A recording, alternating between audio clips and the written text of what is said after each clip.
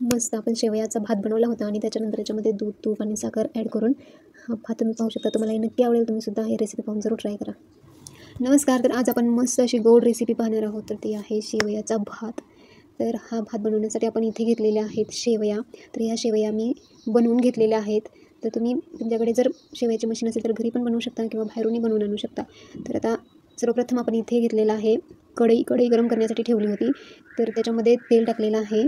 तर तेल गरम झाल्यानंतर याच्यामध्ये थोडंसं पाणी टाकायचं आहे.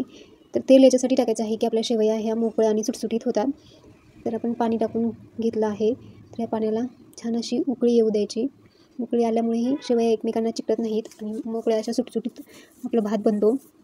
तर आपण याला उकळी काढून घेऊयात आणि याच्यामध्ये चवीनुसार थोडंसं मीठ टाकायचं आहे. तर मीठ हे कमीच टाकायचं आहे कारण आपण शेवयामध्ये सुद्धा शेवया बनवताना मीठ टाकलेलं असतं. त्याच्यामुळे या पाण्यामध्ये कमीच मीठ टाकायचं आहे, नाहीतर शेवया खारट होऊ शकतात. तर अशा प्रकारे छान अशी उकळी आलेली आहे. तर आपण ह्या शेवया याच्यामध्ये टाकून घेऊयात.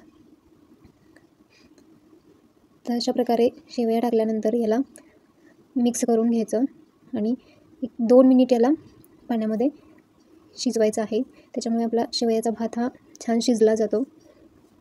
अशा प्रकारे मस्त असा हा आपला शेवयाचा भात बनलेला आहे. तर तुमच्या इकडे असा शेवयाचा भात बनवला जातो का हे कमेंट बॉक्समध्ये नक्की कळवा. आणि हा शेवयाचा भात बनल्यानंतर हा आपण दूध, साखर आणि तूप ह्याच्यासोबत खाऊ शकतो. खूप छान टेस्टी हा भात लागतो. तर तुम्ही नक्की ट्राय करून पहा. तुम्ही जर आपल्या चॅनलवर नवीन असाल तर चॅनलला नक्की सबस्क्राईब करा.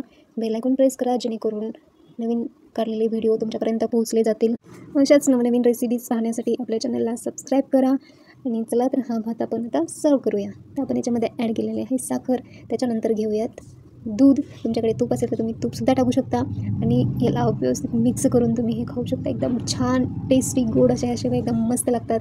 तर तुम्हाला ही रेसिपी कशी वाटली नक्की कमेंट बॉक्समध्ये कळवा आणि तुम्हीसुद्धा जरूर ट्राय करा. भेटूयात एका नवीन रेसिपीसोबत. तोपर्यंत धन्यवाद.